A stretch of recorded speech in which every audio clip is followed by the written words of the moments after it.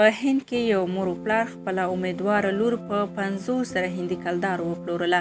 د ټایمز اف انډیا د راپور په وینا یوې 11 کلنې نجلۍ چې د ویدودورا اوسیدونکې ده پولیسو ته عریضه کړې ده او ویلي دي چې پلار یې د وکاس په نوم یو هلک باندې په 50 زره هندي کلدارو وپلورلې ده. د پولیسو په وینا په اصل کې د نجلۍ له وکاس سره مینه کوله او له هغه څخه امیدواره شوې وه.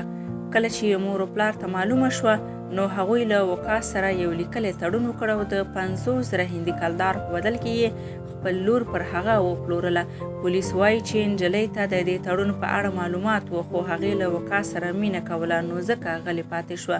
له دغه تړون وروسته وکاس څو میاشتې د نجلۍ له ځان سره وساتله او له هغه وروسته یې له خپل کور څخه وشړله. دغه 11 کلنه نجلۍ چې بیرته د خپل پلار کور ته لاړه نو پلار یې هم په کور کې پرې نه ښوده ځکه چې د تړون له مخې پلار خپله لور په کور کې نه شوه ایسارولی. کله چې پلار د نجلۍ له کوره وویستله نو هغه پولیسو ته لاړه او د خپل مور و پلار او وکاس پر ضد یې عریضه وکړه. پولیسو رسنیو ته ویلي دي چې د دغه نجلۍ مور و پلار او د هغه اشنا نیول شوي دي او په کرنټین مرکز کې ساتل شوي دي چې د کرنټین مودې پوره کېدو وروسته به ترې پولیس څېړنې پیل کړي.